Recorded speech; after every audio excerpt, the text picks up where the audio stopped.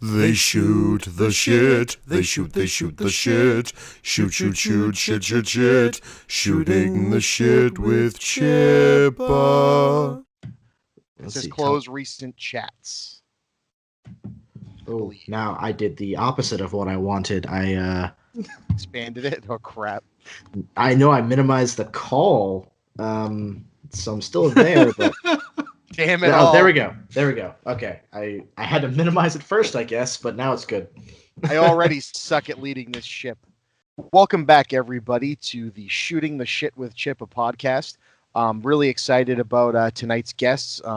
You've probably heard me on at least one of their podcasts at the point this is on, or possibly two. This is Axle and Ulric from the Geeks with Shields podcast. So introduce yourselves, guys. I'm Lord Commander Ulric. And I'm Axle Wright, and we always introduce ourselves in that particular order because he's the guy you shoot when things go wrong. Exactly. I was hoping maybe I could get him a little bit of an in and get them to shoot at you first. That's how this works, right?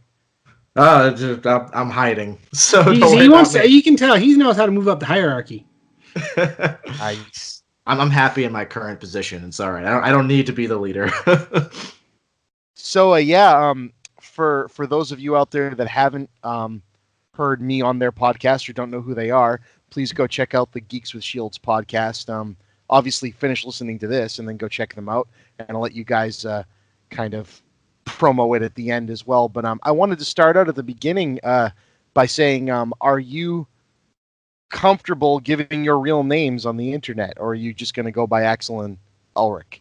I'll give my real name. People know who I am. I don't. I've done this like I've talked to you guys a bunch, and I don't know either of your names. It's pretty. Well, Ulric's real name is part of the URL for Geeks with Shields YouTube, so it's always been visible there. Yeah, if you go to the actual URL, it's part of it because you're using your Google account. So that's funny. As for me, I'm not completely comfortable. I will say my real first name is Chance. I'll say that much. That's perfectly fine. Yeah, it's more of just so I know how to, I consider you guys friends at this point, so I can just call you Axle and Ulric. That's fine. But... Yeah, well, let me say that I have plenty of friends in my, offline who call me Axle. It's been a nickname for awesome. a number of years at this point. So I'm comfortable with that. As for my real name, I know there are people that if they really wanted, they could find my full name, but I'm not gonna just offer it up on a platter, Oh, I get you. And Ulric, what did you say your name was? My name is DC, like the capital. Awesome. Cool. That works for me.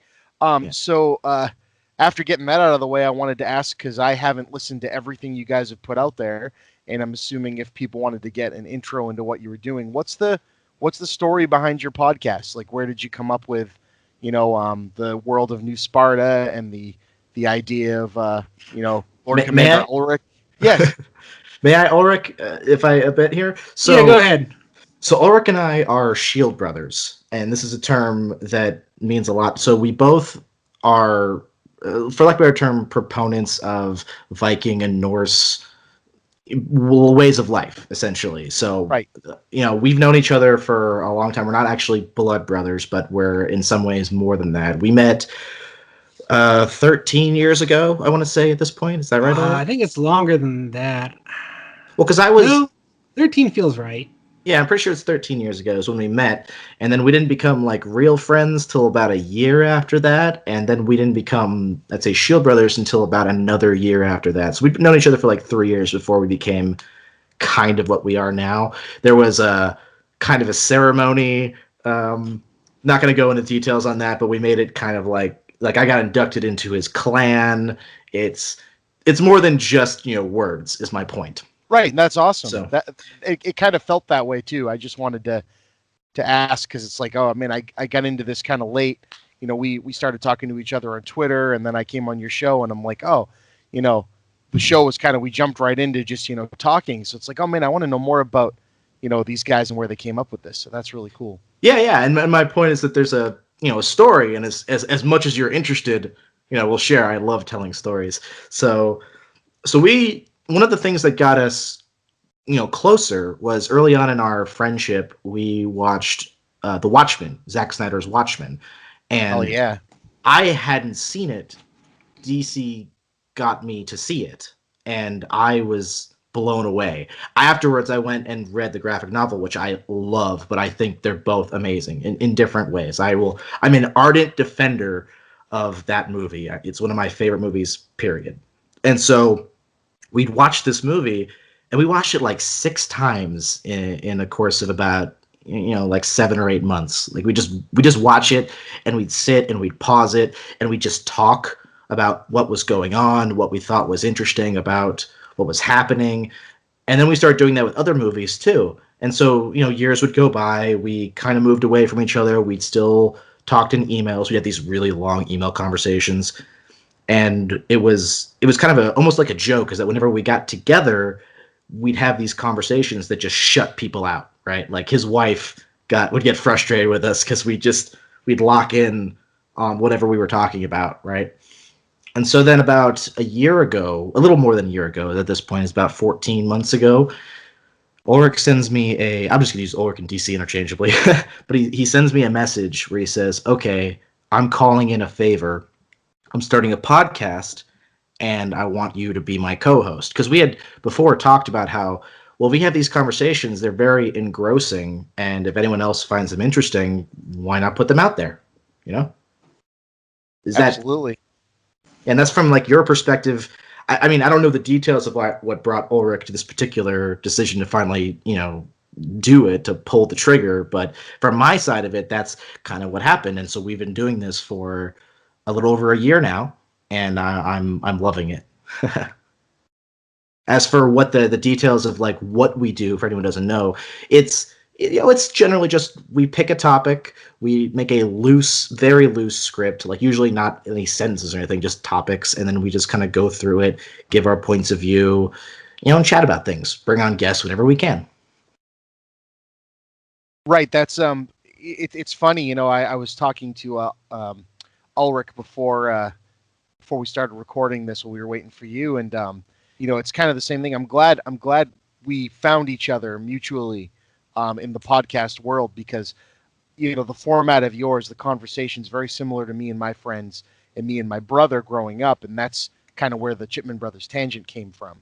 Was the idea of we're really interested in talking, and other people have been really, we'll go out to like a bar with our friends or hang out, and it'll just be like, the room of like 3 of us are talking and everyone else is just sitting there listening, and it could go on for hours, right? So I figured that'd be a great way to start a podcast, and it looks like, you guys came from the same background, so that's really cool.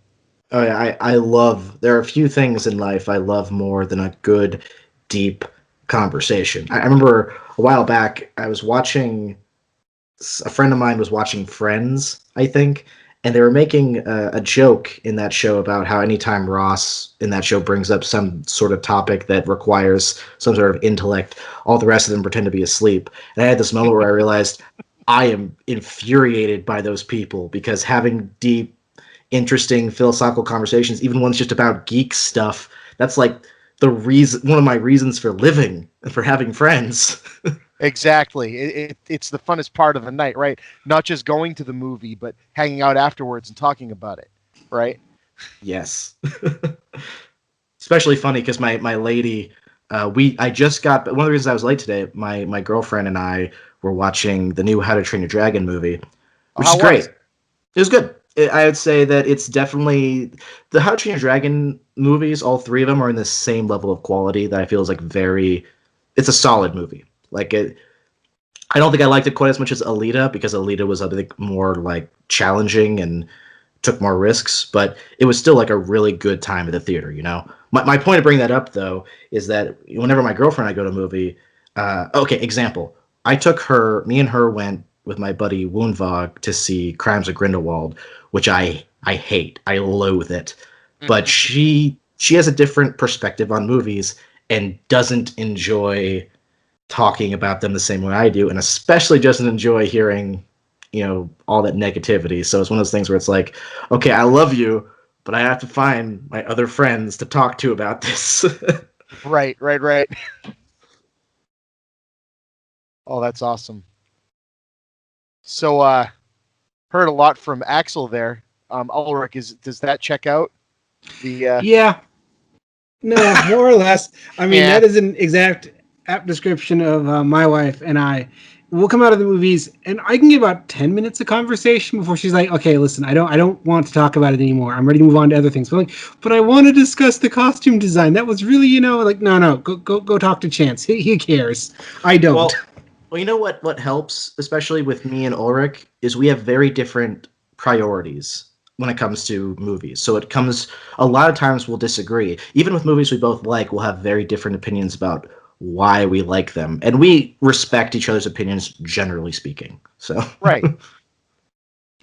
Yeah, I still remember the huge argument we had about Iron Man 3. That went on for days. for the record, to plant our flag here, Ulrich despises Iron Man 3 for It reasons broke that me.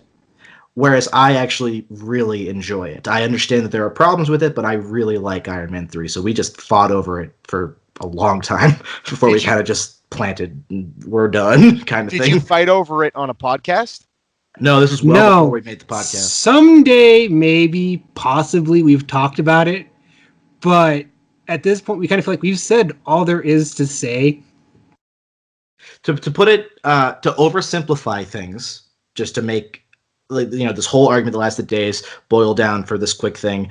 Ulrich generally has a problem with what I'm going to say is the tone of Iron Man 3. He thinks it's a little too focused on comedy. It's a little too focused on essentially being acceptable to more of a general audience, especially a younger audience. And he feels like that kind of guts what the movie is trying to go for. I come from the opposite side where I feel like, I come from the Christopher Titus school of comedy where if you were trying to be funny, you bring it to the dark place, you come back, the laughs are bigger. So I feel like instead of the comedy damaging the drama enhances the comedy. So it works really well for me. But that's a very oversimplification of our debate, but that's a good way to phrase it. Oh, and that's I kind of agree with points on both sides of that debate. Although I really like Iron Man 3.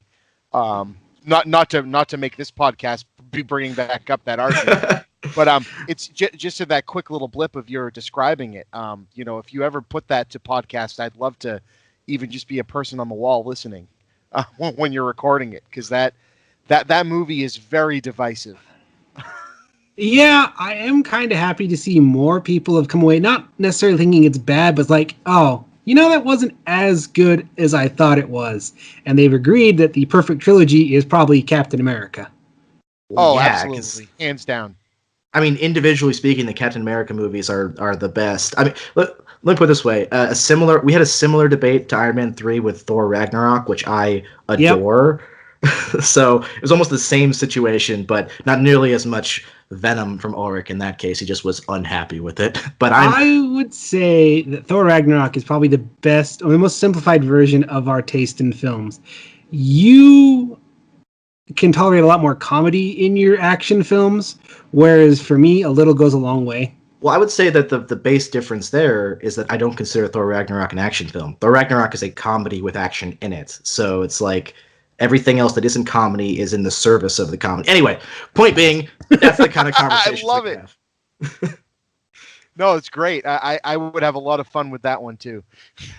Maybe we'll have you there whenever we do finally do that. But it's funny because we talked. The reason why we haven't recorded that is because we'll have to watch Iron Man 3 both, again, probably once, at least twice, and Ulrich's not prepared to do that. So try. It still angers me to this day, which is just gonna ridiculous. Hurt so hard.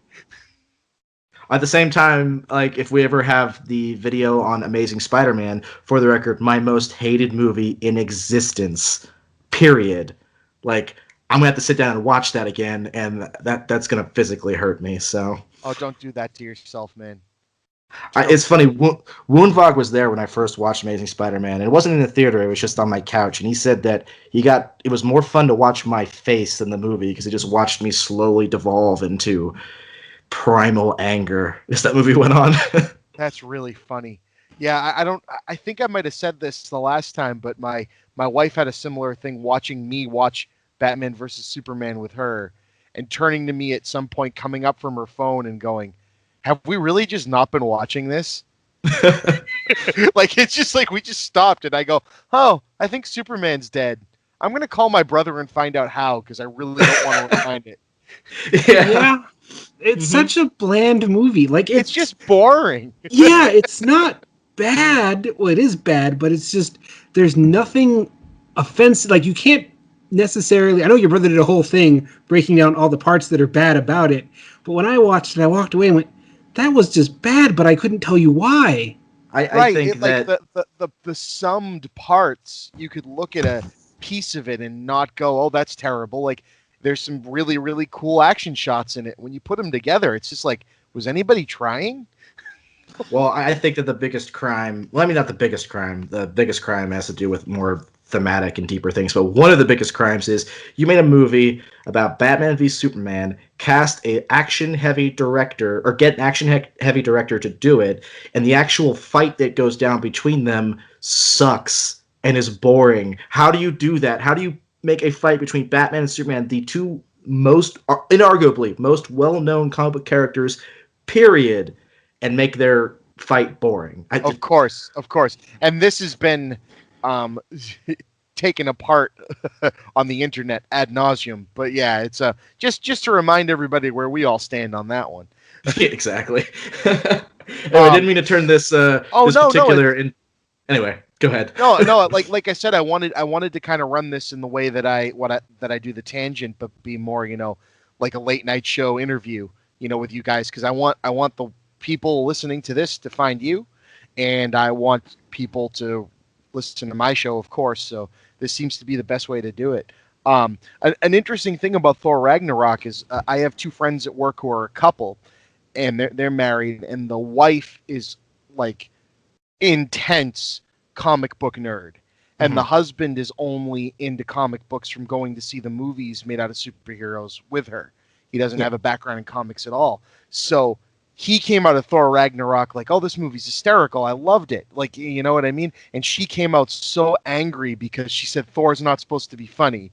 And my argument in the middle of that is, okay, I could see someone who was really into like the mythology of the comic feeling that way, but at the end of the day, Thor is still a space god, right? That's silly. When you really break it down. Yeah, no, I'm not gonna say your friend is wrong. She's totally allowed to her perspective, but as someone who loves Thor both as a character and also as a mythological figure, like I've got 3 different Norse books on my bookshelf right now. I'm wearing a Mjolnir currently. Like, it's important to me. But Thor is funny. The Norse pantheon is funny, and especially comic book Thor has always been funny. He's just funny in a different way than what like Ragnarok makes him more overtly funny, but one of his ways of being funny in the comics always was how ridiculous and like mighty Spock and his ridiculous use of the word mighty. But like he's always been funny as far as I'm concerned. Nice. All I'll say is Chris Hemsworth is funny. Like that man has comic timing. Right, True. and they definitely took that and ran with it. And I really like Taika Waititi. I actually went and watched all of his movies after Thor Ragnarok because it's like, all right, I like that movie. I have problems with that movie, but I want to see what else this director did. And Where the Wild People Are is a fantastic movie. Oh, Hunt for Wilder People, yeah. That's what it is, yeah. No, that was a really good one. And I'm actually super excited for What We Do in the Shadows, the TV series. I am too. What We Do in the Shadows is a friggin' incredible movie. I knew that I was 100% sold on it when they were doing the roommate meeting at the beginning, and he says, and the problem is none of you ever do the bloody dishes, and it cuts to the sink full of the bloody dishes, and I'm like, all right, I'm on board. Like, this is Mel Brooks level right here. I'm on board. Yep. Let's just go. And he spends his nights on the internet doing his dark bidding. He's just on eBay in the dark. No, I really like him as a director, which is why I wish I liked Thor. I don't hate Thor Ragnarok. It probably ranks middle because it's got some really cool things. It's fun to see Hulk. It's visually interesting. I just don't know if he was the right director for me for that movie. Whereas for me, I would never claim that Thor Ragnarok is the best single Marvel movie. I think all 3 Captain America movies are better as like film, if that makes any sense. But Thor Ragnarok is my favorite. It's like the personal experience I had with it was very powerful. That's awesome. I feel the same way. I wouldn't call Thor Ragnarok my favorite Marvel movie, but I love the hell out of it. But I love how the 3 Captain America movies are all fantastic and are all individually great for their own reasons. Like Captain America: The Winter Soldier is not great for the same reason that the first Avenger is, and like they're all telling very different stories, and I like that about the three of them a lot. As a side note, we're talking about like these. There's a concept that's really important to me when it comes to how we look at fiction, or not even fiction, anything, how we look at life, which is the concept of perspective, being able to understand different perspectives, look at some different perspectives. And from that kind of point of view, I want to make a comment that I went back a couple years ago and just watched what was the entire MCU. Like at the time, I just like watched it all the way through. And one of the things that struck me as interesting is that the Incredible Hulk, generally considered to be, bottom tier MCU, maybe not a bad movie, but just not quite great. But going back and rewatching it instead of from the perspective of I'm going to sit down and watch a superhero movie, but from the perspective of I'm going to sit down and watch a science gone wrong horror adjacent movie, my experience was much better. Like just kind of changing how I thought about what the experience I was going to have made it a better experience. Does that make sense? I agree. The horror of Hulk comes through in that movie, I think, more than any live action depiction I've seen of it. Do you know what I mean? Just the horror of the change and the horror of, what has science done? Kind of thing going on. I really dig that movie. It definitely isn't aged as well as the rest of them, but it was in that, Iron Man time frame where they really weren't quite sure what they were doing yet, and I really enjoyed it. Yeah, it's one of those things that like once I kind of changed my paradigm for what I was expecting and what I was looking for, it made me have a better experience. I don't know if that necessarily makes it a better movie. There's a whole interesting philosophical debate there, but it's just one of those like what you're thinking of, what you're expecting, and understanding your own expectations are very important to how you judge something. So I think that applies to this whole Iron Man 3, Thor Ragnarok kind of discussion, I was wondering how we got here. This is my favorite type of thing because my brain's completely locked into how we got here, and I'm loving it. See, this is one of those things we've always joked about, making a giant, flow chart of our conversations. Of we started on topic A, and somehow we ended up on the Hun Dynasty. Here, let me give another valid, I think, recent and stronger example. Right, there's a lot of Venom. I went and saw Venom with my buddy Wretched. We both had a couple shots of rum because we expected to hate it. Like we were going in like, all right, this is Sony. The trailers look terrible, right? So we go in, we sit down, we watch it. We get about 40 minutes in, and Wretched leans over to me and he says, "Are you having a good time?" And I looked at him and said, "I am actually." And I realized that, now in hindsight, right, Venom is not a good movie at all. I would never claim it's a good movie, but Tom Hardy is having such a good time that it's like infectious for me, and I'm enjoying watching his performance and what they do with him and Venom. Villain's terrible, plot is terrible, pacing is terrible, but Hardy as Eddie Brock in Venom is itself enjoyable. It doesn't save the movie, but it saves my experience with it once I know this is what I'm watching this for, This is now 2 people in the last 3 days that make me really want to sit down and watch this movie. Nope. Good. At least there's one. Yeah, that's why I'm telling you, it's not a good movie. It's just that Tom Hardy's performance is great. my friend Tim and his wife Corinne, who do Cinemaspection, who I've been on their podcast a bunch, were telling me the same thing. We were watching the Oscars with them, and they said, "Oh yeah, you got to watch Venom. It's a friggin' blast. It's horrible, but it's a friggin' blast." And I was like, "Oh, all right." Weird. The people said the same thing about The Room, and then I watched The Room, and I've never forgiven those people. Okay, but that's different entirely. The Room is a blast because of how bad it is. Venom is a blast because of the one thing about it that's good, essentially shining around a bunch of bad things. I will argue it is not even good. You know what I find amazing about your hatred of The Room, because it comes up in a lot of your stuff, is that you're adding more rhetoric to The Room through your hate. So it's not going to go away.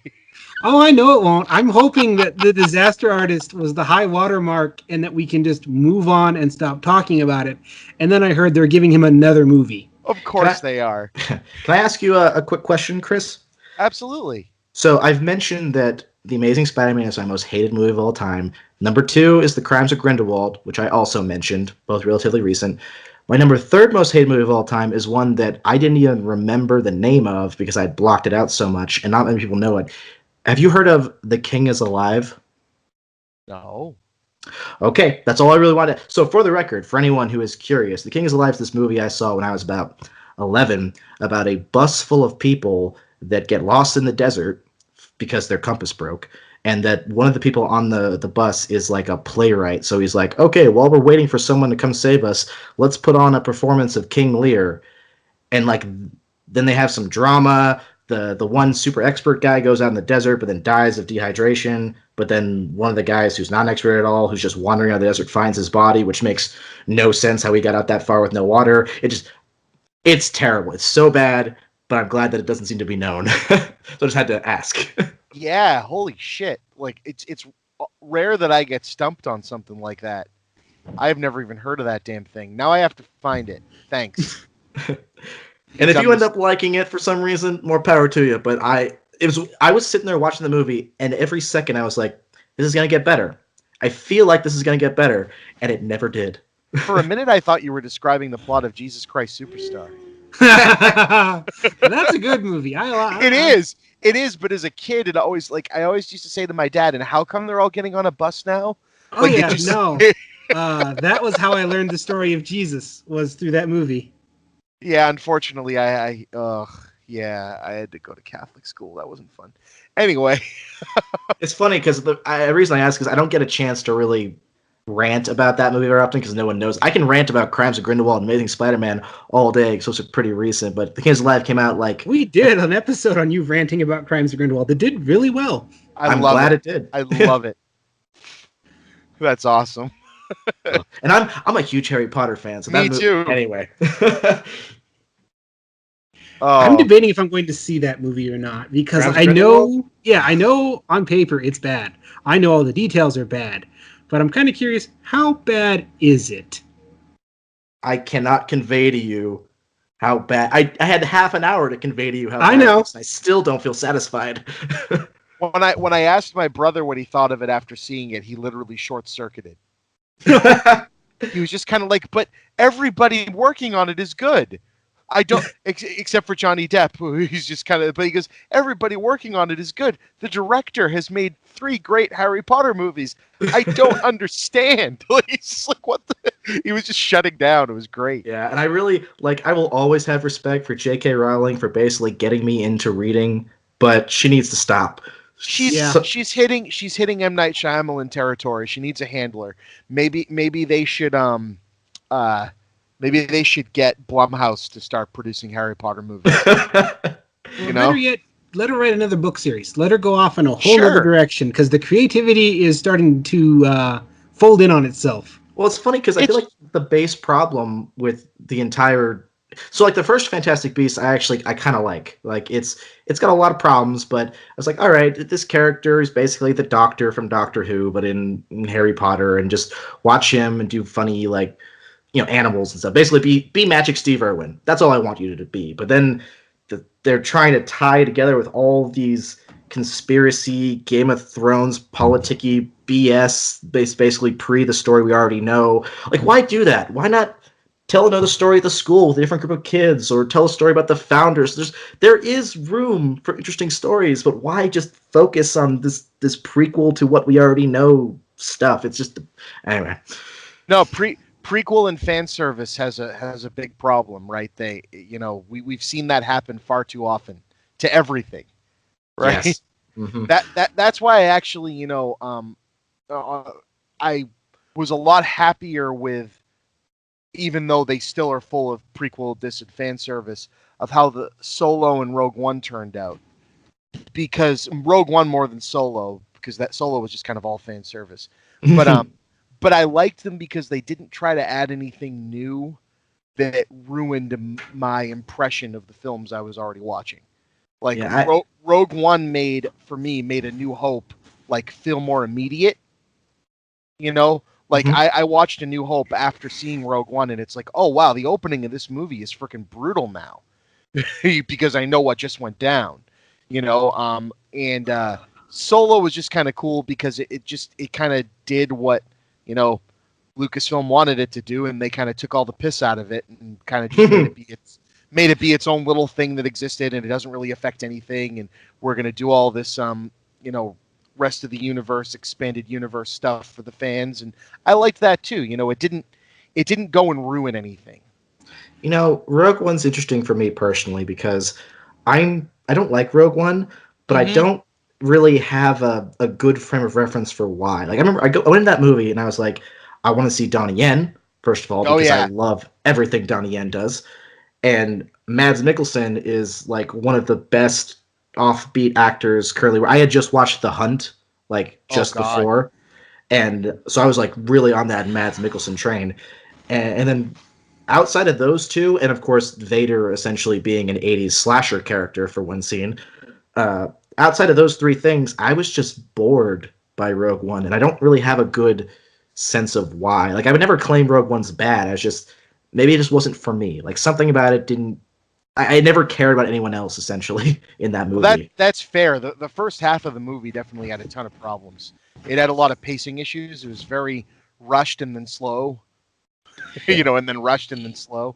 Donnie Yen was the only character I cared about, not just because he was Donnie Yen, but because I actually latched onto the idea of this essentially priest or this monk who has lost all of the structure of his faith, but is still holding on to the faith itself. Like I latched onto that. He's the only character in the movie that carries mythos with him. Like it's like I want to know more about this guy, where everybody else is kind of on the surface who they are, and this guy's like I want to see the movie was what was going on with him before I got here. Yes, definitely. Maybe cut the cast in half because you would have cared more about all these people dying because you knew they were going to die because you knew that was just how it was going to end. But if you had fewer characters or you had more time to focus on these characters, you really would have cared when they died. Because as awesome as the Battle of Scarif is, because that's just toys smashing into each other, childhood awesomeness. It really was. At the same time, it kind of rings hollow. It's like, well, who are these people and why do I care? Right, that's fair. That's very. I mean, I like Rogue One. It's still fun, largely because the big action set pieces are just fun. But at the same time, I can look at it and go, man, I wish I had grown to care about these characters. Which is why I think Lucas might be making the right decision by doing TV series because you can kind of longer format. I agree. I think it's a much better place to flesh out all that stuff. Star Wars is a great universe. There's like so much potential there that you don't need to have it just be, keeping up with the Skywalkers, right? So, you know what I think would be? I've always wanted to see a Star Wars show that was just like a straight up like Creature of the Week kind of thing. Yeah. What's funny about that is that I'm more of a Star Trek fan in general. Like I adore all things Star Trek, and if you could have. One of the things I like about Star Trek is because of how long form it is, being in a show and getting to alternate with Creature of the Week kind of concepts, but also have like long form mythos building. Like you could do something like that with Star Wars' universe without quote unquote stepping on Star Trek's toes. Which really comparing the two is not fair. They never were even occupying the same space other than being both about space. So and they both flip a completely different geek switch for me too. Exactly. Yes. Which is how I've always felt. It was always interesting to me how much my dad, who was more of like the movies he liked, as a whole, were more like the action sci-fi side of things. And to watch him, like he'd put on Star Wars when we were kids, when we were doing something else and have it on the background. It's a movie you can quote. It's a movie you can watch. But when Star Trek was on, it was like laser focus. Like he would just sit there and like just be in awe of it, and like was taking everything in and was analyzing what was going on. And it was just like, it was cool to see those two sides of him and how much of, my movie watching comes from that. Like, it's like, you don't go to a Star Trek movie to necessarily, or watch a Star Trek show to necessarily be on the edge of your seat. It's a different thing. It's more like the deep thinking and the deep analysis and the deep mythos, like you were talking about there. And the people that say you can like one and like the other, no, you can like them both, man. Yeah, and like you said, they flip completely different geek switches. Of course. So, but my point of bringing that up is that if you gave the structure of like a Star Trek show, and any of them really, but set it in a Star Wars universe. I mean, that'd probably be closer in tone to actually something like Firefly, but still, just because we have Battlestar Galactica and Stargate and Firefly, and we have these shows that would be structurally similar, doesn't mean we wouldn't love to see basically that same style of show in the Star Wars universe. I agree, and I think I'm glad they're opening that up, and I'm glad I guess Jon Favreau has a ton to do with it, which is really cool. Yeah, it's gonna be really interesting. Jon Favreau is a consistently appreciated maker of film and film-like things, as far as I'm concerned. So yeah, Right. Do you know? You know what I didn't know? My father-in-law had the Orville on a few times, which I had. I love the Orville. Yeah, I had no interest in watching it because Yep. Seth MacFarlane is really hot or cold with me, and I'm Yep. kind of sick of him. And I started watching it, and I'm like, this is fucking fantastic. You know what I love about the Orville? Like, I stayed away from it for the same reasons you said. I'm not a Seth MacFarlane fan. I watched some American Dad when I was in college because my friends really into it, and I get some enjoyment out of it, but generally not a fan. So I thought that the Orville was going to be a parody, but once I sat down and watched it, I was like, I could feel that MacFarlane and whoever else is involved in writing the show actually have reverence and love for Trek. Like, it is comedy, but they're taking themselves seriously, and I can feel that in the show. Well, and that's the reason I got there is because I did some digging, and it's actually Favreau again. Really? Yeah. That makes sense. No, I think that was one of our very early suggestions of the week, at least mine, because I saw it and like, okay, Seth MacFarlane doing Star Trek. This is going to be Family Guy in space, but I'll give it a try. And I watched it and like, okay, this is really solid. And I was afraid it was going to get a second season because it seemed like everyone was shitting on it because, oh, this is just dumbed down Star Trek. Like, no, it's not. It's like Mel Brooks meets Star Trek. Well, I remember... Exactly. It's very self-aware Star Trek. That's all it really is. I remember the moment. Sorry, go ahead. No, you were talking. I was going to say, I remember the exact moment that I was like, okay, this show is worth consideration in the pantheon of sci-fi-ish shows. Was episode 3, which is all about the Moclan officer and him having a child born female, right? Oh, yeah. So, like, the whole episode is dealing with what are some pretty hot-button issues about the nature of sex and gender and societal, like, implications. They don't ever mention something like the Prime Directive, but it's obviously dealing with that kind of concept from start. And then at the very end, there's no joke. Like, the ending is really somber and sad, but also very poignant. And like, I remember seeing that last scene, which I won't spoil for anyone who hasn't seen it. But point is that I watched it. I was like, that is the kind of ending I would expect from top tier Trek episodes, and I was impressed. So that's awesome. Give me 1 second. My son just had a giant blowout. He's been asleep. Okay. I'll be right back. All right. Talk amongst yourselves. I'll give you a topic. I'm not here. How is that a topic? His topic of not being here. By the way, I'll probably bring it back up when Chris comes back. But with Star Wars, so with Geeks and Shields, our very first episode we ever did, for anyone who is, mostly listening to this for Chris, and we just happened to be here. Sorry for crashing his party or whatever. But our first episode was a half episode about Punisher season 1, which had just come out, and Star Wars: The Last Jedi, which had just come out. Now, one of those is not contentious at all. Punisher season 1's great, but Star Wars: Last Jedi is a very divisive movie, and Ulric and I's opinions, while running not in opposite directions, did have several divergences. So, that was our first You rung episode. the dinner bell, right? What, talking about Last Jedi? You mentioned The Last Jedi on the internet. I'm fine with that. Like I said, our very first episode was that. So if this is the dinner bell, then that's like dinner alarm. Yeah, so send them to our, worst episode. Well, not our worst. There's a lot. There's been some bad ones. No, Like, our worst episode, by far, I'm going to put my flag down here, was when Ulric decided to bring his brother on so we could talk about famous real-life serial killers. I don't know. That was a good episode, and the people loved it. I'm flabbergasted at that, because even recording it, I was like, this feels bad. I'm sorry, we had a Ted Bundy Netflix special. We had a Ted Bundy movie starring, Zac Efron. People like the darkness.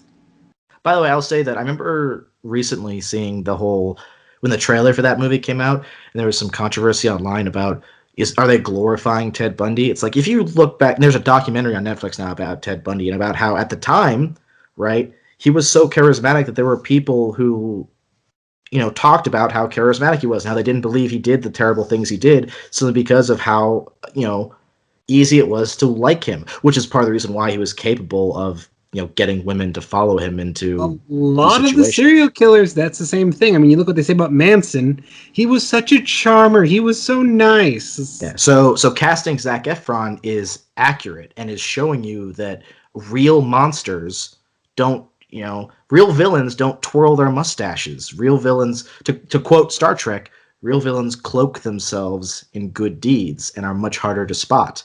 And that's the same is true for charisma, So if you casted some oily, greasy, obviously monstrous person as Ted Bundy, you'd be doing a disservice to just how terrifying of a monster the real guy was. Anyway, I think that's what the controversy was, is people aren't necessarily comfortable with having that idea reasserted. Though I looked up the statistic, and I can't remember the exact number, but the amount of serial killers you will interact with in your lifetime is scary high. Really? And we're back. Like it's we're talking about serial killers, by the way. Oh, well, I'll just keep this then. It was, for the record, in my opinion, our worst episode we recorded. Worst, quote unquote, whatever your definition of it is, was we talked about serial killers. So really, that must have been weird. It was odd. Yeah, very odd. I'll have to listen to that one. It's funny that that you brought that up because I'll do a good tangent. What is your favorite episode of your show? That was something I was going to ask. We actually talked about this on so recently we had not recently, like 2 months ago, we had our 1 year anniversary, and we recorded a 1 year anniversary episode where we just answered a bunch of questions from our fans, and then we lost it which is too bad, 'cause I loved that recording. It was a really good recording. But one of the questions asked was, what's your favorite episode of the show? And I think, if I remember correctly, my answer was our first episode with Woonvog, where we talked about Cartoon Network cartoons. Yeah, that was a lot of fun. So one of my favorite topics. That was a lot of fun to do. In fact, the Chipman Brothers tangent that is going to be released next week, I think. We go off on and on about Johnny Bravo for a little while. Love it. Love Johnny Bravo. Yeah, I talked about that one and how, I was shaped by the character of Johnny Bravo. Whereas for me, when I was very young, Ed, Edd n Eddy was it's super influential on how I developed, because Double D was like an icon for me, because I valued intelligence and that sort of personality. I remember when I was very young, I was in grade school, I would play a game with two friends of mine where we were the Eds, That's awesome. And I tried to run scams based on their shenanigans. Yeah, you're totally Eddie. I believe that. Did you guys were you guys aware of the What a Cartoon show? Yeah. I loved What a Cartoon from. Yeah. It was I love What a Cartoon. That was a good one. Yeah, that was one of my favorite episodes. I also really like one we did here recently, which should be coming out soon, where we talked about just our favorite childhood toys. Oh, I just edited that and sent that to you yesterday. So yeah, that should be out soon. Oh, that sounds great. That's another favorite topic. Thinking about childhood toys, I particularly like the commercials for the toys. Mm-hmm. I love going and finding those old VHS tapes and seeing Tyco RC had some of the most ridiculous commercials. It usually involved cars driving up volcanoes, and stuff like that. Well, which is just... I love RC stuff in general. I never had an RC plane. Always wanted one. Never got one. Oh yeah, no, it never ended well. No, they always end up on top of a building somewhere. Yeah. Ours were in trees. What was great about that episode, and Chris and us, we've talked about this a little off recording. But what was great about that episode for me was we were talking about Legos in general, and we had this conversation about what was our priority, right, when it came to toys in general. And we kind of came to this conclusion that me, for instance, I loved Transformers toys and Silly Putty and Legos, but what I loved about them was I didn't use instructions. I would make my own creations. With Transformers, I figured out my own. With Legos, I'd build my own dinosaurs. I wouldn't follow any rules. With Silly Putty, I'd create whole scapes of things. But Ulric is much more. I'm going to say because he's a historian. Even when he was that young, he was all about legacy, building things that last, that were a testament to his ability. So he like connects where he could build a construct and then like have it exist for as long as possible. He didn't want things to break. I didn't mind because building was the fun part. He wanted something to be like a monument to him.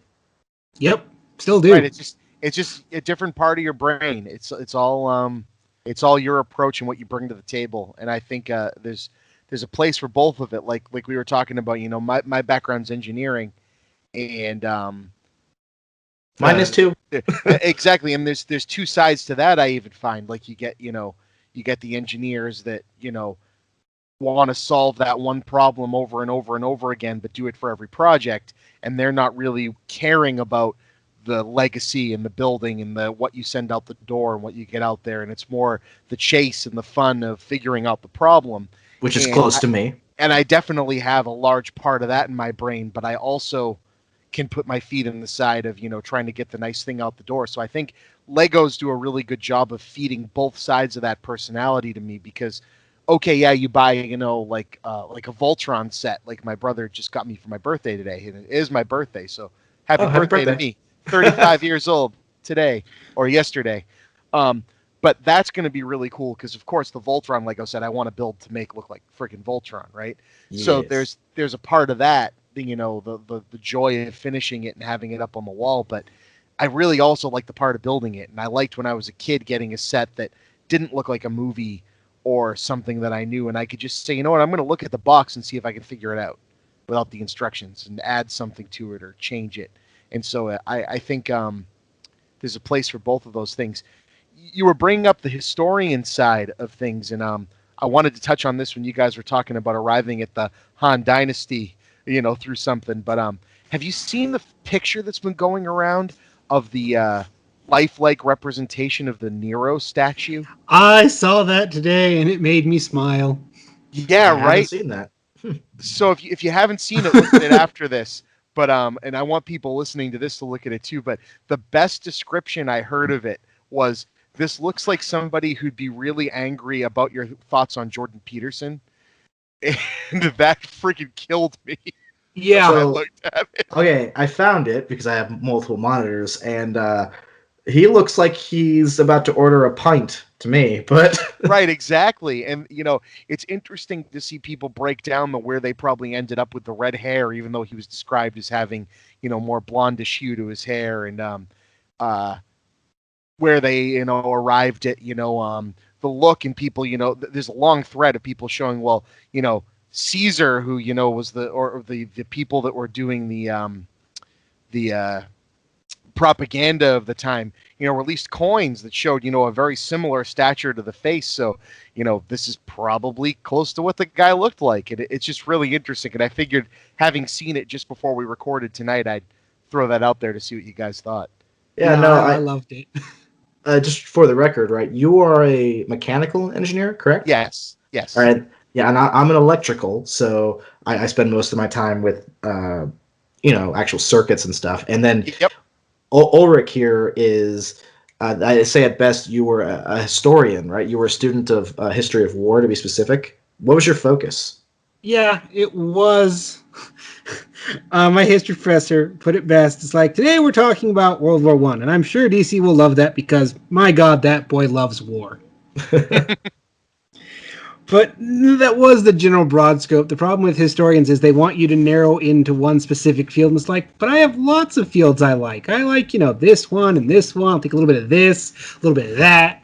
What's funny, though, I think about history is that a lot of people think that history is about, you know, pure facts. But once you actually study history, I talked about perspective earlier. Well, knowing what historical lens you're looking at something, I mean, that's why there are debates about how something happened, why certain decisions were made. Like, it can be, for instance, one of my favorite history-based things online is the Vlog Brothers, John Hank Green. They have a world history section, like 42 videos where they just go through different sections of the world. But they say up front that they're looking at history through largely an economic lens, so they avoid great man history and war-based history. But it completely changes like how you look at sequences of events. So No, Right, I love yeah, history.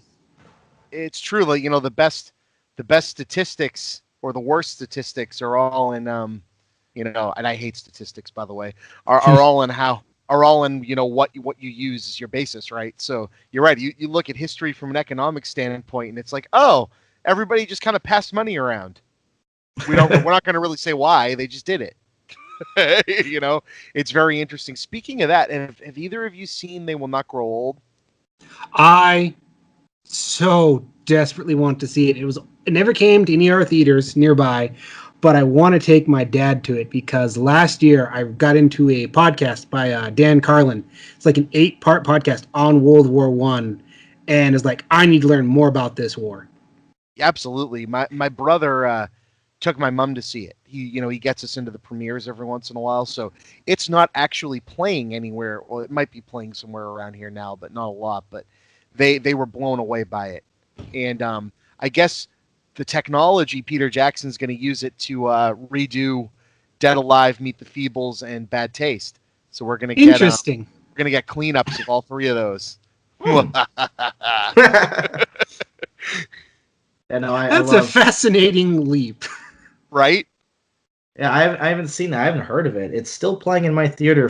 I might get a chance to go see it tomorrow. Then I'm generally I love studying war and I love studying history in general, but I'm not much for war movies in general. But that's only a personal preference. When I was very young, my father, well, my stepdad, the closest thing I ever had to a real dad. I'm not going to get into the darkness of that right now, but Saving Private Ryan was his favorite movie. So I got exposed to that pretty young. So I don't know. So you haven't heard anything about this movie yet? No, I hadn't heard about it. So what Jackson did is he not only did he colorize and clean up footage, and not for like the stupid reasons, but like to actually preserve it and kind of put it through a lens of today, like looking at it. But since all of the footage that they had from World War One either had terrible audio or no audio, he got lip readers to come and do voices for the characters. So you're actually looking at real footage, but having it be like put through to like today's lens. And I've heard they've saved like whole parts of footage that were lost that you couldn't even tell what was going on. And no, when I first saw that trailer, like I need to see this because I have become a huge fan of World War One, probably because it's not an easy war. There's not, these guys were Nazis, and we always know where Nazis come out. This was a very much, oh man, this sucked all around. Right. Yeah, no, actually, I really like that about World War One. It's not a good thing, but to look at it from a perspective of there aren't really bad guys in World War One. There was just a bad sequence of events. So right, it just got everybody fighting each other. Yeah. So the Jake's obviously upset. So I had one more topic I wanted to go because we've done about an hour, and I really appreciate you guys being on. But I wanted, since it's fresh in the minds, I wanted to do a quick blip, even though it's kind of an easy, hot topic, on what you guys thought about the Oscars. If you watched it or if you read anything about it, like what's the big, like the best couple things and the worst couple things to come from it? Go. Spike Lee. Best. Like I haven't been a big fan of Spike Lee. He's rubbed me the wrong way for so long. But with how good Black Klansman was and how funny he was at the Oscars, I'm like, oh, goddamn, I like that little dude. Yeah, when he jumped up into Samuel L. Jackson's arms, that was amazing. Yeah, I was just like, okay, I got to give him. I mean, some of the stuff I didn't totally agree with him on, but just his, how funny he was. I did not know that he was legitimately that funny. He's definitely sitting there with the I've done a lot. I've earned my place now, and I'm going to lean back a little bit, just kind of be here and accept it. I liked his little silent protest for Green Book winning, even though people are like, oh, he's just angry because he lost. It's got nothing to do with him losing. Do you know what the fuck Green Book's about? Like, this has nothing to do with Spike Lee losing. And I was going to say, if we're talking about like a good thing and a bad thing, I mean, the bad thing obviously is Green Book, which when we had Chris on we predicted that Green Book was probably going to win, even though a lot of problems with it. I think it's interesting how many things Bohemian Rhapsody won, considering that as a movie, That was really surprised. Like, I thought Rami Malek was a sync for Best Actor because he did a great performance in that movie. But it also a lot got of the other best. stuff. It got best film editing and best sound editing and best sound mixing. Which I guess if you're having a musical movie, the sound ones kind of make sense. But still, it's just an odd. It's just odd to me that a movie of that quality got so much. I know that people have been trying to compensate the whole. Well, Black Panther didn't get Best Picture, but it got more Oscar nods in all the other categories than like any other comic book movie before. Which is, I guess, that's kind of a compensation. But there's problems with that. My favorite thing, obviously, is that Into the Spider-Verse got Best Animated Picture. But Actually, Yeah. I think that is the best thing of the Oscars because that was pretty much the best movie of last year. I was unfortunately convinced. I was like, it's going to go to Disney. I mean, it has to go to Disney because Disney has beaten so many other great movies. And then Spider-Verse, when I'm like, well, I'll be damned. What's funny for me is, though, I feel it's almost. I know this isn't a new take, and people have been saying this forever, but Into the Spider-Verse could have been a good contender for Best Picture, period, if there wasn't a Best Animated Picture category. So, just a weird, notion of how the Oscars work. Yeah, and I'm from a personal standpoint, having a daughter who has an autism spectrum diagnosis, learning new things about a director I've always loved in Alfonso Cuarón and how his sidings with some of the negative sides of the autism people, and kind of, I don't know if you've heard any of this, but he has a son who's autistic, and he kind of backs up people that are kind of into like conversion therapy type things. Yeah, gross. That kind of really weird. freaks me the fuck out. So I was annoyed every time his movie won anything, even though it's a great movie. So it's kind of it is a goddamn shame. But yeah, so the Oscars were interesting. What did you guys think about them not having a host? I can't believe it worked. I thought that was going to be the biggest trip up, but it was like, oh wow, this is actually working so much better. Yeah, it was a breath of fresh air to watch, actually. The build-up to that, right, was that they kept saying that Kevin Hart was going to host, and then not hosting, and then was going to host, and then finally they were just like, fine, no one hosts. Yeah. Right. And that's kind of like their big advantage. You have all these people, so if one of them comes out as a shitheel, like, we're just going to replace you. It worked out so much better. It is definitely one of those things where I don't feel like the Oscars, if you're going to have a host, it's not like the Tonys, where generally the Tonys host is a very charismatic, strong figure who's like usually putting on a show of their own in addition to hosting. Like the hosting job of Oscars is a lot more robotic, for lack of a better term. Well, Billy Crystal made the Oscar hosting into a Tony host, and he's the only one that's ever really pulled it off in the more recent era. And when you don't have him, you get someone either trying to ape that or do their own thing. I mean, look at some of the best hosts you can think of. You could think of Hugh Jackman, right? He just hosts it like he's hosting the Tonys. Exactly. That's because Hugh Jackman also hosted the Tonys. Right, exactly. So Jake is really freaking out now. So I'm going to say, why don't you guys tell everybody a little bit about what you're doing one more time, where they can find you, please. All right. Well, generally speaking, right, Geeks with Shields, we release our videos once a week, sometimes more if we have something particularly. But we have platforms on both YouTube and SoundCloud. We have it on YouTube because that's where everyone does things. But YouTube's algorithm has tended to be problematic for us, so we like to push our SoundCloud quite a bit, where you can download us and listen to us without having to stream and stuff. So just type in Geeks with Shields, and you should be able to find us on either one of those platforms. Awesome. And you guys also have a Patreon, right? Yes, we do. Patreon.com/Geeks with Shields if you want to give us money and allow us to do more things.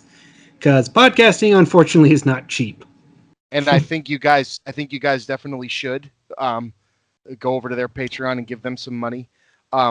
Thank you both for being on here. This is great. This is my first remote podcast recording I've done with more than one person. No, Chris, man, thank you for having us. I was super excited to be here. I've had a great time, and I feel like Ulric reaching out to you on Twitter has been one of the best things to happen to us, because I think you're a really fun guy. So I just like chatting with you. And I mean, recording it, that's great, but I just like having the conversation, man. I feel the same way, and I actually want to do a second one of these because I only got through about half of the things I wrote down I wanted to talk to you guys about, which is awesome. Excellent. Also, I wanted to tell you guys that, when I first saw you liking and sharing my stuff on Twitter, I went in, and looked you guys up and started listening to your podcasting. It's the kind of same reaction I had to my friends on Adventure Incorporated, who are an improv group that decided to do a D&D campaign. I listened to their shows and didn't pay any attention to Patreon numbers or anything else. But, it makes me so happy that you guys think so much of me, because it makes what I'm doing mean so much more. Like, this, people liking it. Because when I listen to yours, and it's like, I didn't look at the Patreon to see if you had as many followers as me or anything like that. But what you were producing sounded very professional. So it sounded like you've been doing it for a lot longer than me. And I mean that. I think your show's great. And I'm happy. I'm honored to have been able to be on it. And I want to be on it more.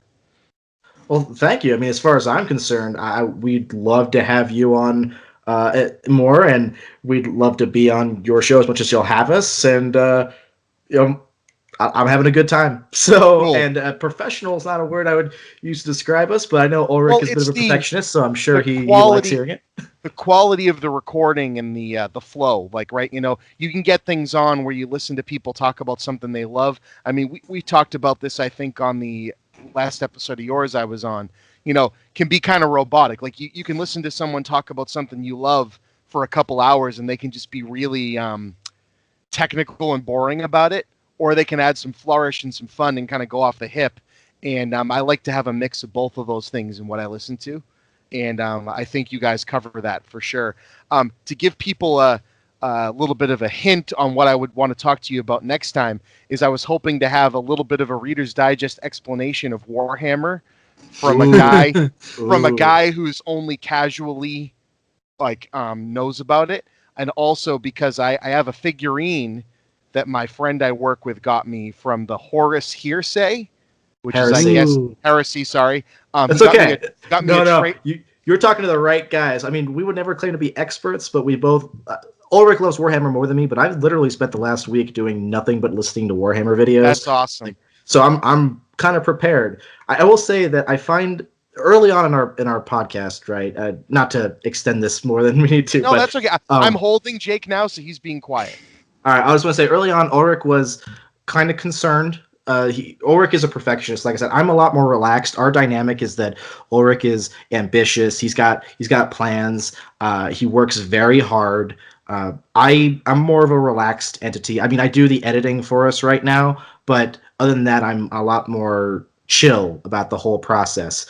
So Ulric would have these, not panic attacks necessarily, but he'd get very, very wound tight about what listeners want to hear. And I remember telling him, I went, "Hey man, there are hundreds, thousands of podcasts of people talking about geek stuff. The selling point isn't going to be what we talk about. It's going to on a podcast. People listen to a podcast for the personality. People watch things online generally for sincere personality. So if there is an audience out there that's going to like our personalities and how they mesh, that's what's going to be the point. Everything else is just a tool to work through those, to present that. And I'd like to think that, for instance, your personality meshes very well with both of ours. That's why we can have these kind of conversations. I agree. And that's why I'm still really impressed that we only got through half of what I wanted to talk about. So with that, thank you all, and thank both of you for shooting the shit with me tonight.